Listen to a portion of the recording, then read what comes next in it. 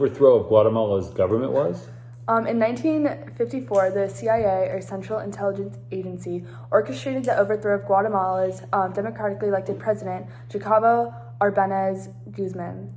The coup d'etat installed the military dictatorship of Carlos Castillo Armas. What were the reasons or causes of this overthrow? The United Fruit Company, or UFC, engaged in an influential lobbying campaign to persuade the U.S. to overthrow the Guatemalan government because of land that they wanted in Guatemala that was given to peasants by the former president. The main reason that the U.S. invaded was to stop communism from forming in Guatemala, which had become a taboo subject in the United States at the time. We interviewed some present students at Bowles to see if those feelings have changed. Mr. McGraw, what are your opinions on communism? It does seem like a good thing. Why? Everybody's been just government power, period. Do you think that the United States should be able to overthrow communist governments? No. Actually, I'm pretty confident about stuff communism. It's socialism. And every socialist in this nation is a communist. Bernie Sanders, communist.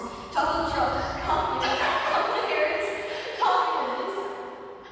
As you can see, even in the present day, feelings about communism are very strong, which is a key reason why the United States felt the need to invade Guatemala. Here is a brief timeline of the start of U.S. occupancy in Guatemala to the presidency of Armas. It all started with the Guatemalan Revolution, which is a pro-democracy movement that toppled Jorge Ubico's dictatorship. Then, UFC executive Edward Bernays cherry-picked evidence of communism to instigate U.S. involvement. The company demanded to be reimbursed for their land in Guatemala, but Arbenz aimed to redistribute unused land, including that of United Fruit, to landless peasants. This angered the company because they felt that that land was rightfully theirs, but instead was being distributed to poor Guatemalans. And they thought that U.S. involvement would get their land back. Because of this information, U.S. President Dwight D. Eisenhower authorized the CIA to begin Operation PB Success. He was convinced by the UFC and planned to overthrow Arbenz. In 1945, the coup begins. The military efforts, combined with psychological warfare tactics like broadcasting propaganda and false reports of military success, resulted in American victory. The CIA went in and would drop pamphlets onto the ground to Guatemalans about communism and broadcast information, basically scaring them to overthrow their government. That was untrue.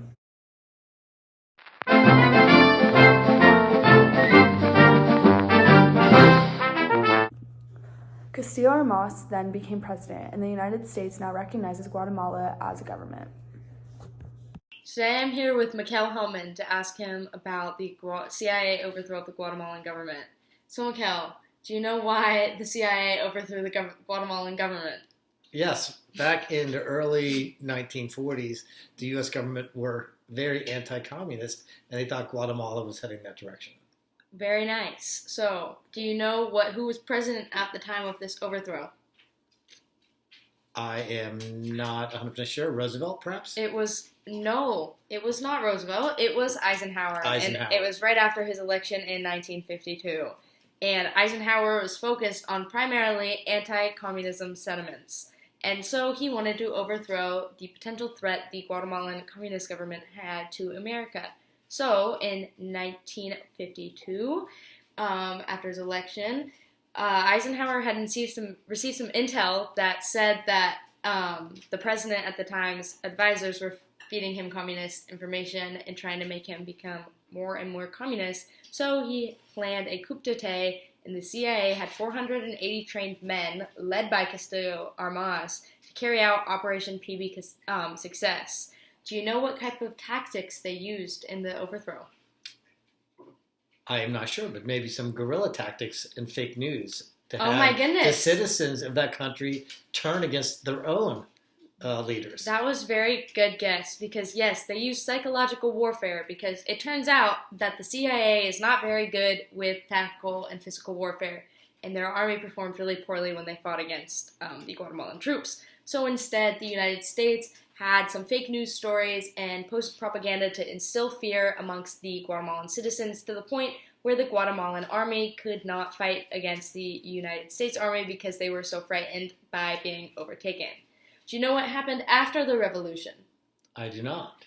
Basically, shortly after, Castillo, who was led and appointed by the CIA to become the new president, became a dictator, and he ruled in Guatemala and basically counteracted all of the United States' efforts to turn them into a democracy. Do you have any comment on that? Sounds like a failed attempt. But they did stop communism. So they just had a dictator. It was a dictator, yeah, but not communism. That was all. Thank you. The coup d'etat ended the Guatemalan Revolution, which had begun in 1944 after a popular uprising toppled military dictatorship of Jorge Ubico. The United States wanted to put an end to a so-called communist leader that had been installed. The United States installed a series of military authoritarian governments, which were also funded by them. These governments waged a war of repression against not just the guerrilla opposition that had sprung up to oppose them, but against the indigenous way of life in Guatemala as a whole. The civil war that erupted after the United States' intervention halted Guatemala's economic growth, ended their political independence, and allowed a corrupted ruling class to dominate the economy. Arguably, the worst humanitarian crisis of the Cold War came from the Guatemalan government, as they brutally tortured their citizens through massacres, executions, and rapes. Even though Guatemala was considered free from communism and had recognized freedom across the globe, the people in the country suffered detrimental effects after the United States' intervention.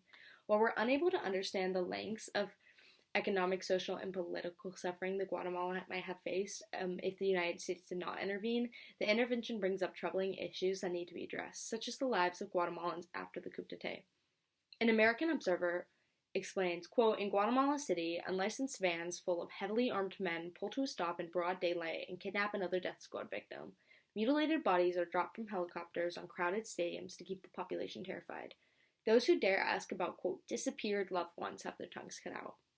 While the United States was successful with putting a stop to communism, the ethics and morality of the coup remained debated. While the act displayed America as almost a savior from communism, it also illustrated the lengths of which the country would go to in order to instill any sort of democracy amongst other nations. The United States could not have known about the long-term impacts of the acts and was acting on heightened levels of communist worry due to the Red Scare. The overthrow was not to detriment the Guatemalan government, but rather as an attempt to save it from the threats communism imposed.